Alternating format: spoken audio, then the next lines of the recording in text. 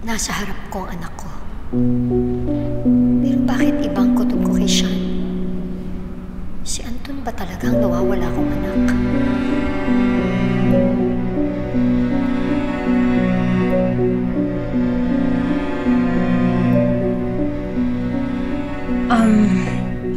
Chinchin, may bagong test.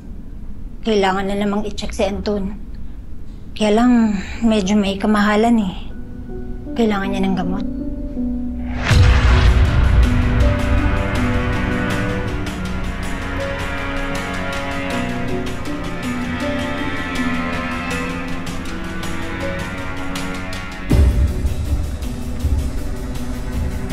Ako, maraming salamat ha.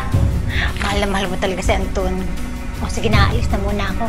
Kasi asikasuhin ko pa to eh. Maiwan mo na kita.